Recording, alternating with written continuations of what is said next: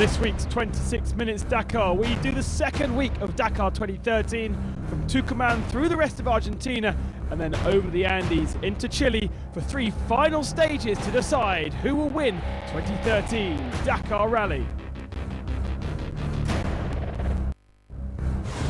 Previously in the bikes, for most of week one, Olivier Pau was in the lead of the rally, but on stage 8, that all changed. He got lost.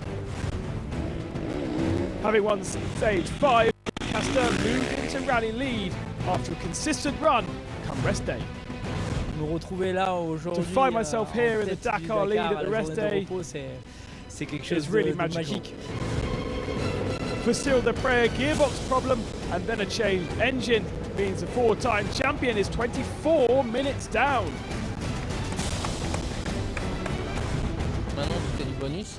Oh, it's only a bonus. Yes, I will keep attacking until Santiago, but I don't have a lot to lose now. Francisco Lopez has won the most stages and is ready to pounce when the rally returns to his homeland. But who will win this most famous race?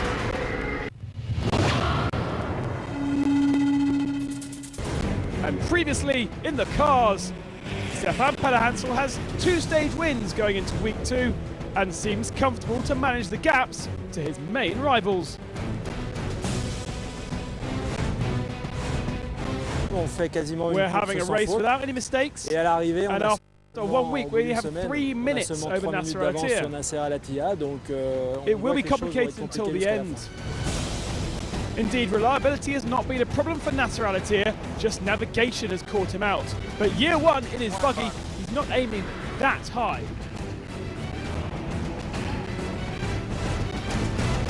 I will be happy even for third position. Podium is podium, you know. I will get my chance. If I can win, I will win. Stage 8 had a scare. Nasser stuck after a river flooded. Luckily for him and de Villiers, the stage was neutralised. But in the fight between the two masters, who will come out on top? Al-Attiyah or Pederhansel?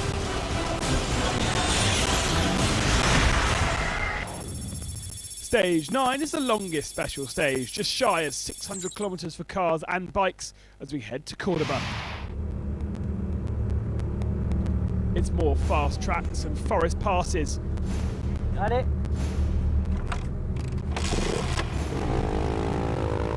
David Castor was in a buoyant mood going into the day's stage. The rest day had felt great having been at the head of the field, but just 120 kilometres into the stage, in the dust, he clipped an unsighted cow, throwing him off the bike and damaging his collarbone and fuel tank. 90 kilometres later, the bike ran out of fuel. Vincent Guindandi was there to help.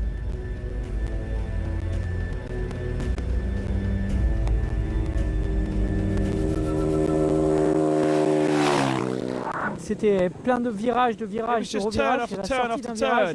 And at the exit of one of the curves, there was a cow. Et j'ai tapé le bout du guidon. I just clipped it with my handlebars and went off track. Fait un demi-tour sur I la fell piste. into the rocks and pierced my fuel Je suis tombé dans tank. les rochers et j'ai percé mon réservoir et je suis tombé sur l'épaule. And that was only at 120 kilometers. Et elle s'est luxée. Donc. Qu'est-ce que tu vas faire? Is it over? Je sais pas. I don't know. Second in the standings, the rest day, Olivier Pau had a similarly bad day. A crash early on, and then this crash again damaged his instruments and lost him 30 minutes. He also struggled with fuel problems.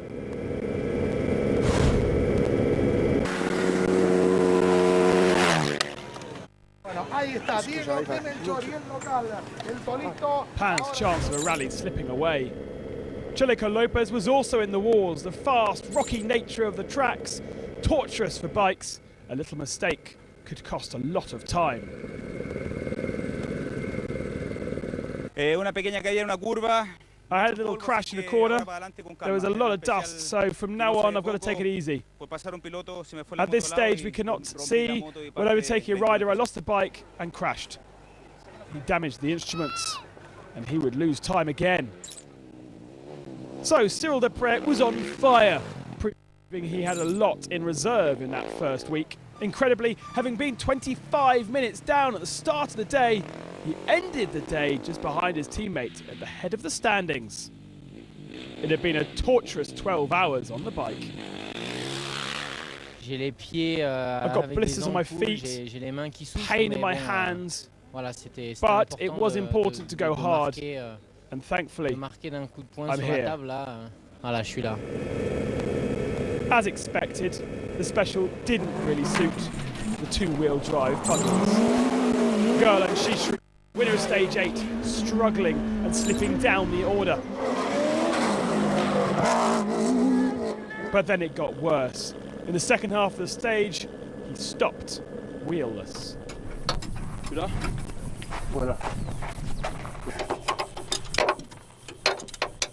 On a perdu les freins. We lost the brakes.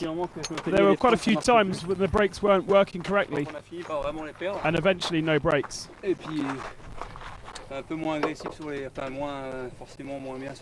I had to be less aggressive in the turns, but in a tight corner, we had good speed, but the car didn't slow down, and we hit a big stone.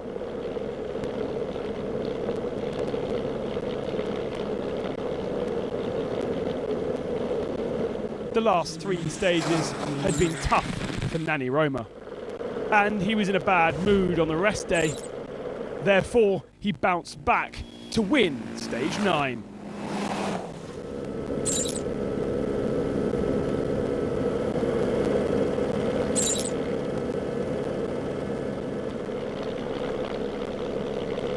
For Nasser Al-Attiyah, it was a question of limiting time loss.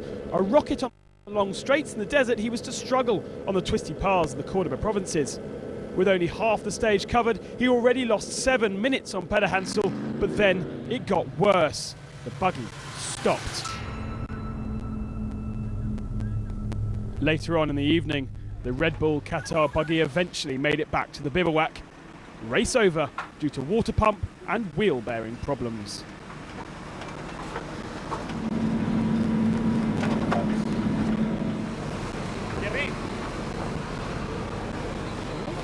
There was also drama in the truck race.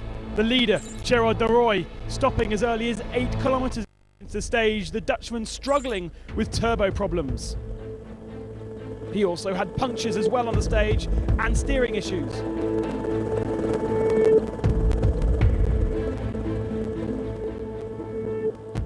The problem for de Roy this time was the O-ring had popped off.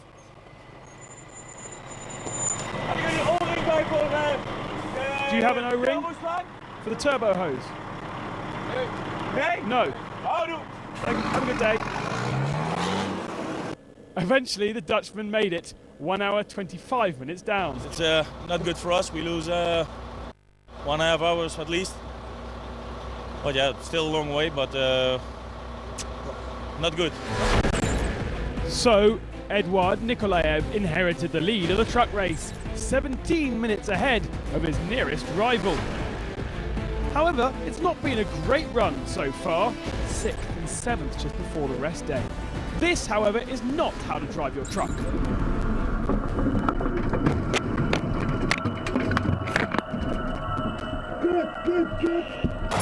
Stage 10, not particularly long at just 350 kilometres, but the tracks outside Cordoba will be tricky. Cyril Deprez headed off first in the bikes. No dust and navigation very easy. He could push hard, and that's exactly what he did to win back the lead of the rally. Joan Barreda may not have a chance for rally victory, but he was out to prove a point. And that is exactly what he did, catching Deprez to win the special, his 4th victory of this year's rally. In the quads, Lukas Laskovic was the winner of the stage, his 2nd of this year. But there have been many different winners in the quad section over the few days in Argentina. Ignacio Caselle had won the day before we got to Argentina in Chile, and then Saro Biljong, as well as Paul Smith, took victories. But no wins for Patronelli, although he does lead the rally. A slightly different stage and route for the cars on stage 10. And with Nasser Al-Attiyah out of the way, Stefan Pederhansel could enjoy a comfortable overall lead. It appeared, though, he was still pushing in his four-wheel drive Mini on this technical special, and he finished in third spot, just 2 minutes behind the stage winner.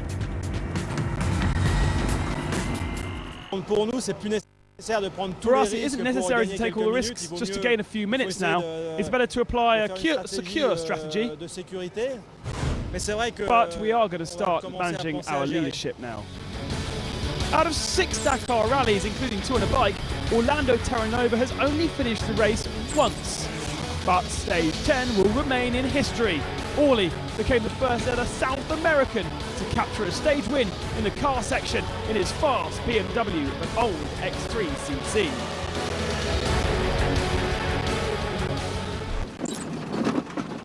There it was! I'm on the road! I had to!